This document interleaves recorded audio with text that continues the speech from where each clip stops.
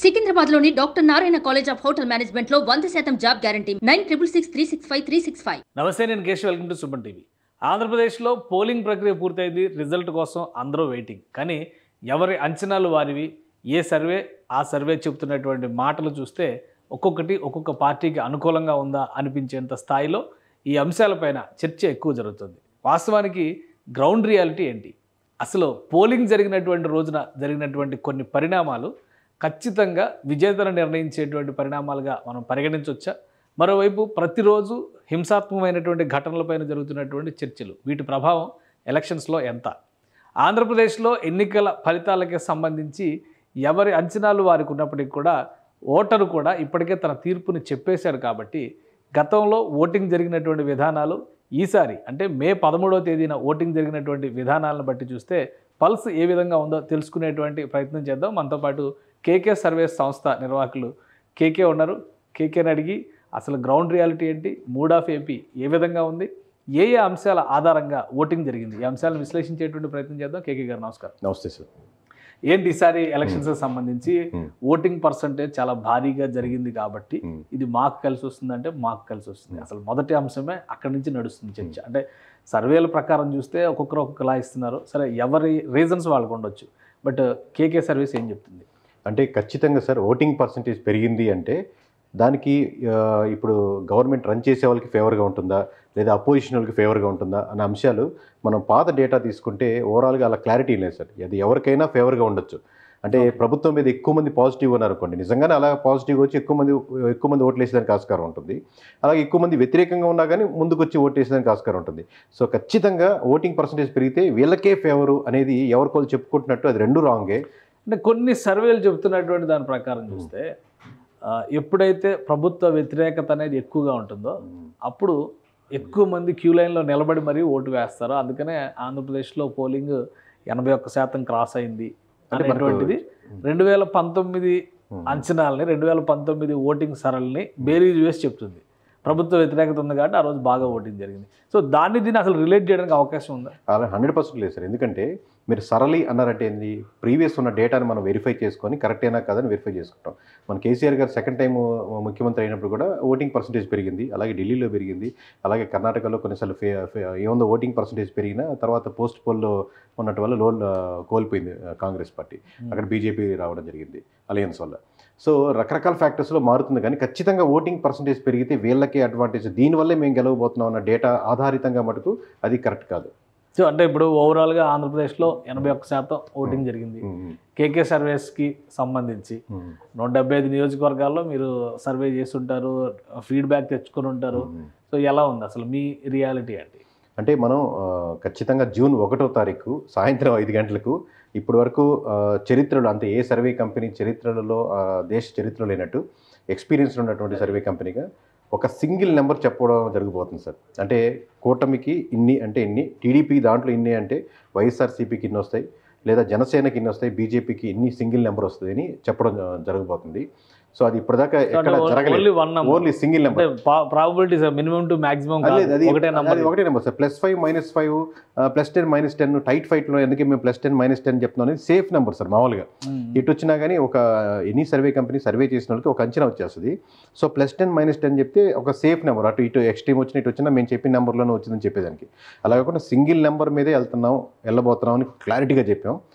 మీరు అడిగిన ప్రశ్నకి వస్తే దీని ముందు ఎలక్షన్స్ ముందు జరిగినటువంటి ప్రీపోల్ సర్వే దానికి అది ఒక్కసారి అది చెప్పే ముందర నేను ఒక క్లారిటీ ఇవ్వాల్సింది ఏంటంటే కేకే సర్వేస్ సంస్థ గత ఎలక్షన్స్లో కూడా వర్క్ చేశారు. వాళ్ళు ఒక డేటా ఇచ్చారు, దాని ప్రకారం రిజల్ట్ వచ్చిందనేటువంటి అంచనాలు ఉండడం, ప్రేక్షకుల్లో కూడా దీనిపైన ఎక్స్పెక్టేషన్స్ ఎక్కువగా ఉండడం ఒకటి. మరోవైపు సుమన్ టీవీ కేవలం ఈ సమాచారాన్ని మీకు అందిస్తుంది, అంతవరకే. సమాచార సేకరణ, దాని విశ్లేషణ, దాని ఫలితాల ప్రకటన మొత్తం కూడా కేకే సర్వే సంస్థకు చెందినటువంటి వాళ్ళ రిపోర్ట్ ఆధారంగానే జరిగినట్టుగా గమనించాల్సి ఉంటుంది. అదేవిధంగా ప్రతిరోజు ఏదో ఒక సర్వే రాబోయేటువంటి రోజుల్లో చాలా సర్వేలు రిలీజ్ అయినాయి. బట్ వాటికి ఉన్నటువంటి పాసిబిలిటీస్ ఏంటి, ప్రాబబిలిటీస్ ఏంటి, ఏ అంశాల ఆధారంగా వీళ్ళు ఒక నంబర్ చెప్తున్నారు. ఎందుకంటే ఇంకా కౌంటింగ్కి 10 రోజుల సమయం ఉంది. రాష్ట్ర ప్రజల్లో, ముఖ్యంగా ఓటర్లలో, దేశవ్యాప్తంగా కూడా ఆంధ్రప్రదేశ్లో ఎవరు వస్తారనేటువంటి ఆసక్తి ఉంది కాబట్టి సుమన్ టీవీ ఈ ప్రయత్నాన్ని చేస్తుంది.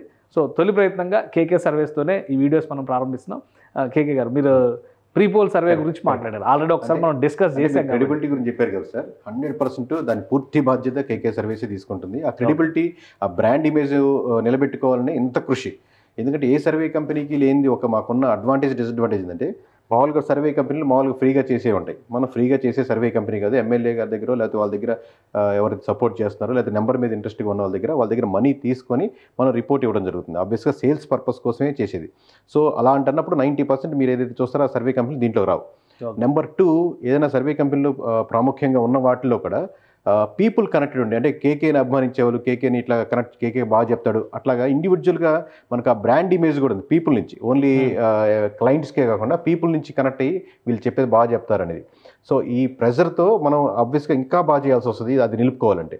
సో మీరు చెప్పినట్టు పూర్తి బాధ్యత, పూర్తి రెస్పాన్సిబిలిటీ మనం తీసుకుంటూ ఎలక్షన్స్కి అంటే ముందర ప్రీపోల్ సర్వే చేసినప్పుడు ఖచ్చితంగా మనం క్లారిటీగా చెప్పింది ఏంటంటే, కూటమికి 97 సీట్స్ వస్తాయి. అంటే 10,000 మెజారిటీ పైన మొత్తం 175 నియోజకవర్గాల్లో 97 సీట్లు కనపడుతున్నాయి. ఇవి ముందుకు వెళ్ళడమే కానీ వెనక్కి. ఒక్కొక్క విషయం దాన్ని ఆ డేటాను మనం ఇక్కడ ఒకసారి ప్రదర్శించేటువంటి ప్రయత్నం చేద్దాం. ఇది ఓవరాల్గా మూడ్ ఆఫ్ ఏపీ అనుకుంటే, సో మీరు ఆ పార్ట్ మీరు తీసుకోండి, ఈ పార్ట్ నేను చూస్తాను. ఇది వైసీపీ వైపు నుంచి నేను మాట్లాడతాను. మీరు ఇప్పుడు కూటమి ప్రస్తావన తెచ్చారు కాబట్టి మీరు కూటమి వైపు నుంచి మీరు మాట్లాడండి. అలానే లాస్ట్ టైం వచ్చినటువంటి రిజల్ట్ వారీగా కూడా మనం ఒకసారి చూద్దాం. లాస్ట్ టైం 151 అవుట్ ఆఫ్ 175 ఇది వైఎస్ఆర్సీపీ సాధించినటువంటి ఫిగర్. ఇక అప్పుడు టీడీపీ వేరు, జనసేన వేరు ఉంది కాబట్టి, బట్ ఇప్పుడు ఉన్నటువంటి లెక్కల ప్రకారం టీడీపీ అప్పుడు 23 ఓవరాల్గా అన్నింటిలో కంటెస్ట్ చేసింది, బట్ 23 సీట్లు మాత్రమే గెలిచింది. అలానే జనసేన పార్టీ 1/175. ఇది అంటే టోటల్గా వాళ్ళకి వచ్చిన కూటమి అంటున్నాం కాబట్టి మనం 24 సీట్లు కన్సిడర్ చేస్తాం. ఇప్పుడు వైఎస్ఆర్సీపీ లెక్కలో ఒక క్లారిటీ ఉంది. ఇప్పుడు కూడా 175 సీట్లో పోటీ చేసింది.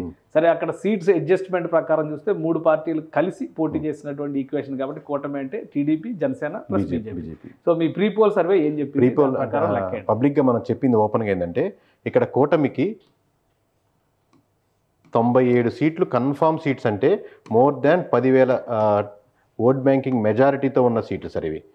కూటమికి 97 క్లారిటీగా కనబడుతుంది. 97 లెక్క టీడీపీ ప్లస్ అంతే కూటమికి మొత్తం జనసేన బీజేపీ ప్లస్ జనసేన.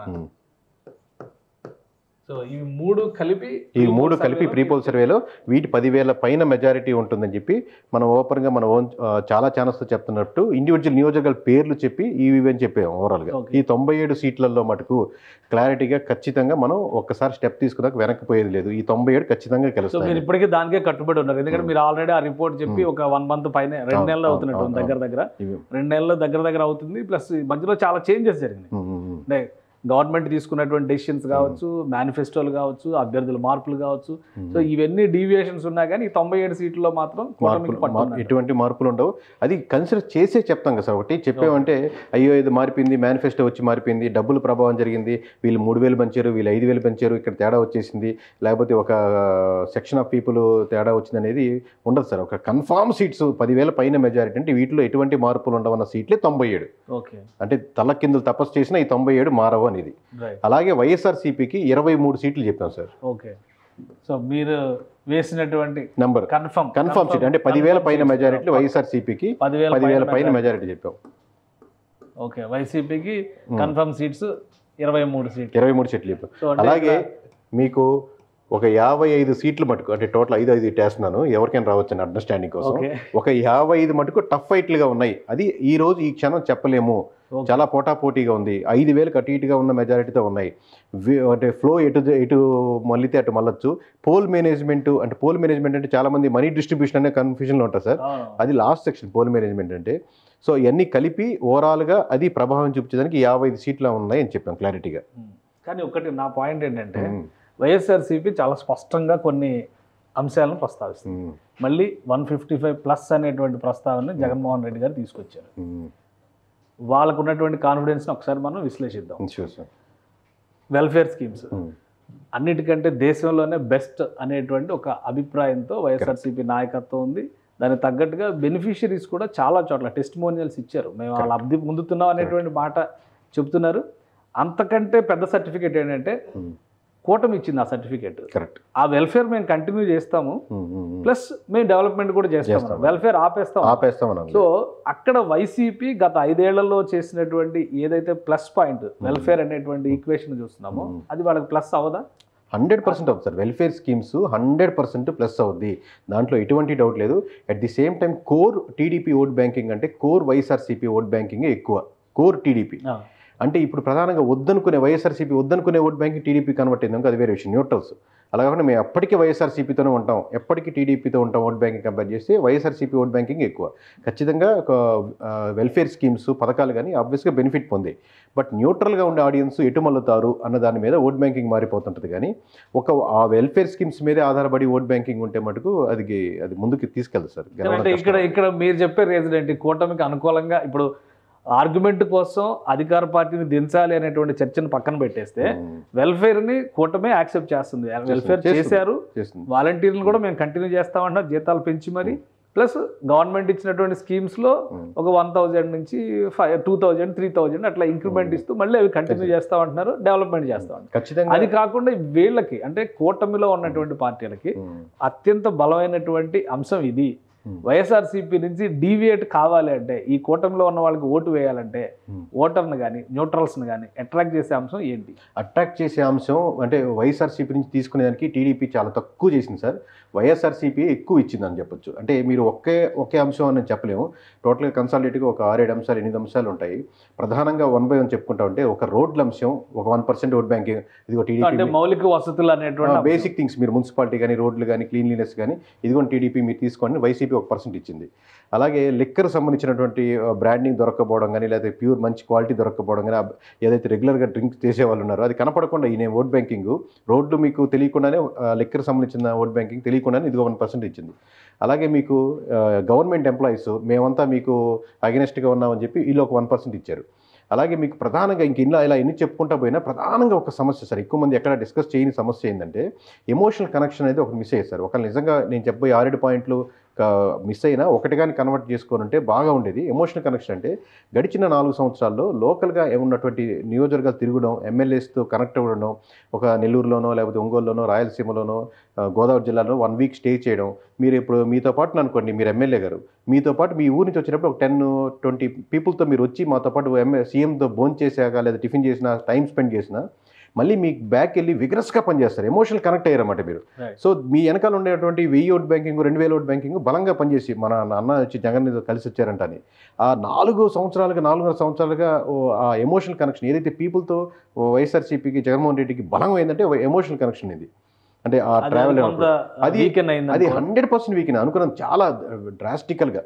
అదే మీరు రాజశేఖర రెడ్డి గారు చూస్తే గెలిచాక కూడా చాలా ఎమోషనల్ కనెక్షన్తో జగన్మోహన్ రెడ్డి గారి పాయింట్ ఆఫ్ వ్యూలో చూసినప్పుడు ఆ విషయానికి కూడా ఒక ఆన్సర్ ఉంది. ఎందుకంటే ఆయన ఒక సోషల్ ఇంజనీరింగ్ చేస్తున్నారు, చాలా బిజీలో ఉంటున్నారు. పైగా ఈసారి ఎలక్షన్స్లో నన్ను చూసి ఓటేయండి అని చెప్పారు, పార్టీని చూసి జగన్ చూసి ఓటేయండి, అభ్యర్థి ఎవరనేది మీకు అనవసరం, బాధ్యత నాది అనేటువంటి సందేశం. ఇది పని చేయలేదా? అది ఒక్కటే పని చేశారు. మీరు మంచి భర్త అని ప్రూవ్ చేసుకోవాలంటే నేను మీకు ఆ ఇంటికి అన్నీ ఇస్తున్నాను, సరుకులు ఇస్తున్నాను, సామాన్లు ఇస్తాను, నీకేం కావాలంటే అది గూగుల్ పే చేస్తున్నాను, అది ఒక్కటే మీ భార్య ఎక్స్పెక్ట్ చేయదు కదా సార్. మీ నుంచి ప్రేమగా మాట్లాడడం లేదా ఏమైనా ఉంటే సర్ది చెప్పడం, మాటల్లో ఎన్ని ప్రేమను ఎక్స్పెక్ట్ చేస్తున్నట్టే నాయకులు కూడా లీడర్స్ కూడా నేను కలిసినప్పుడు వెళ్ళినప్పుడు మాట్లాడలేదు, టైం కుదరలేదు అని చెప్పి ఇక్కడ కిందకు వచ్చి లోకల్గా ఉంటారు. లోకల్ లీడర్లు కూడా అదే క్యారీ చేస్తూ ఉంటారు. ఆ ఎమోషనల్ కనెక్షన్ ఒకటి మిస్ అయినప్పుడు మీరు వెల్ఫేర్ ఒకటే లేపలేదు. ఎమోషనల్ కనెక్షన్ ఉండాలి, అలాగే వెల్ఫేర్ ఉండాలి, అలాగే వేరే డెవలప్మెంట్ ఉండాలి.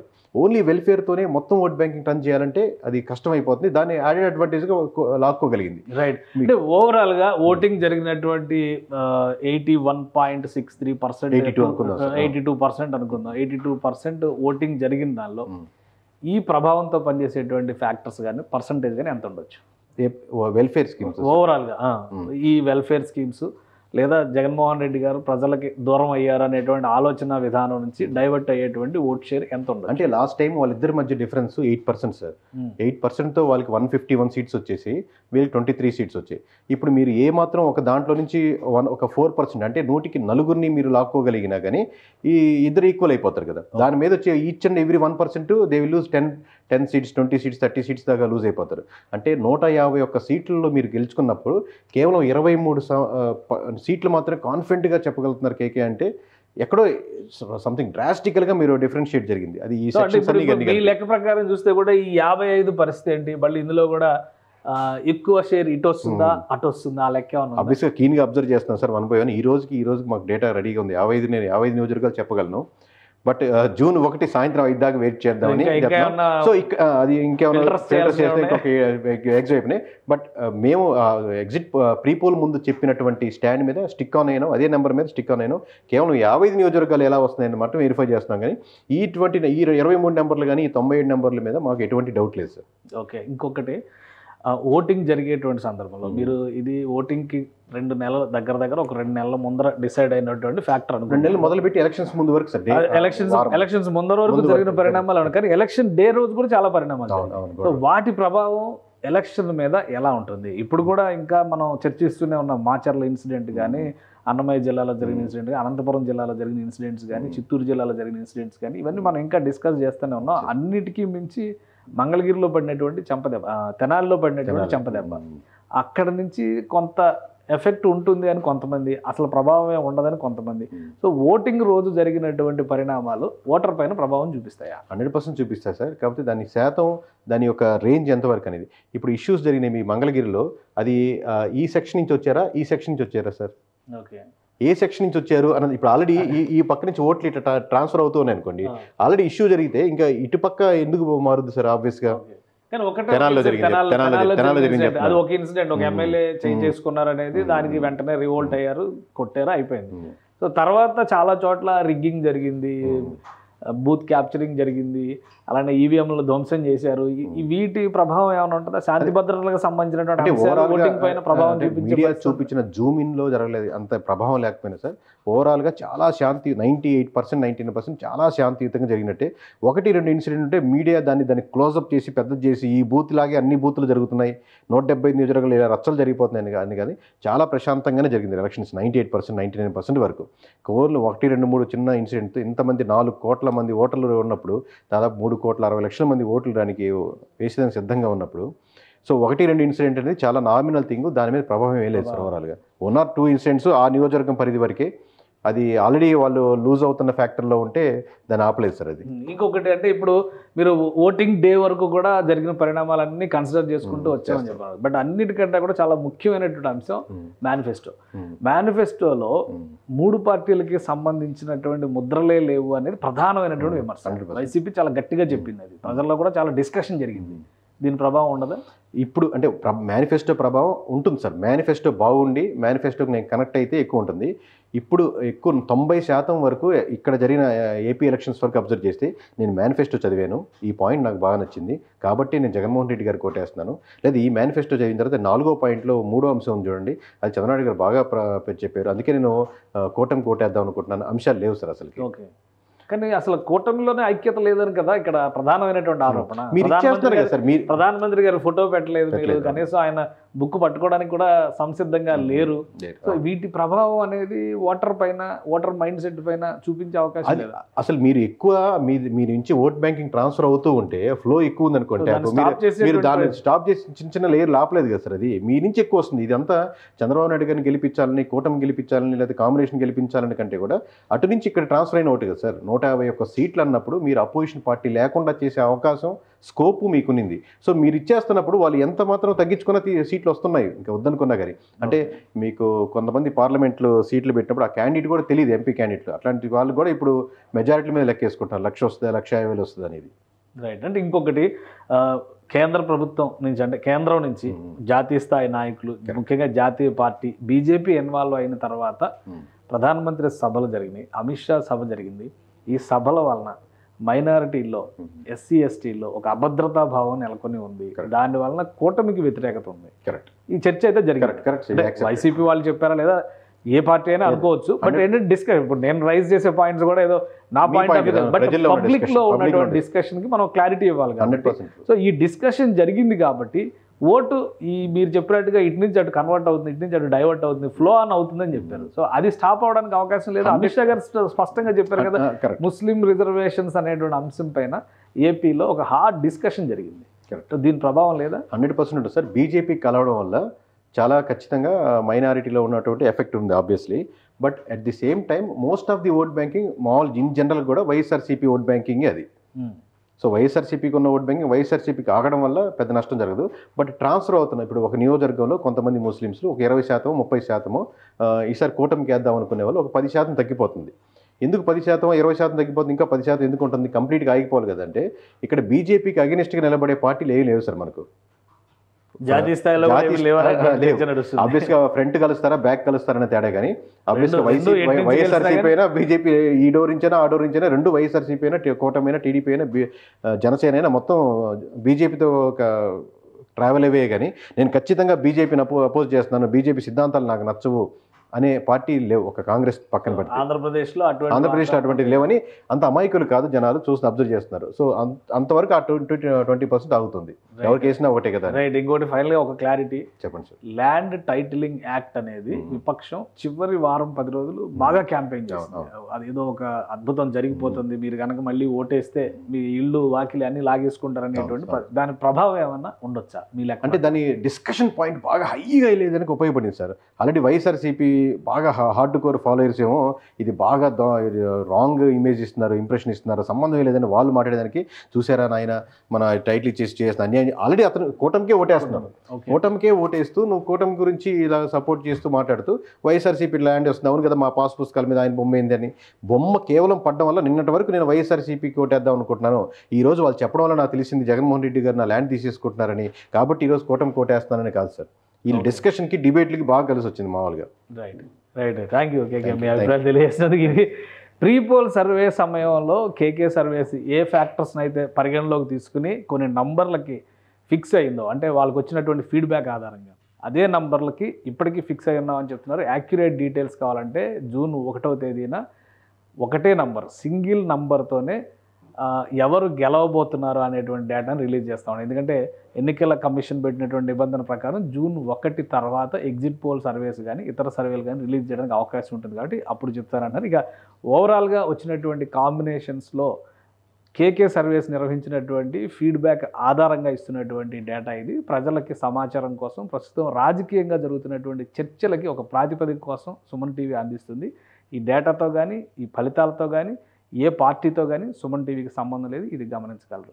Thanks for watching. సుమన్ టీవీలో మీ పర్సనల్ అండ్ బిజినెస్ ప్రమోషన్స్ కోసం కింది నెంబర్కి కాంటాక్ట్ చేయండి.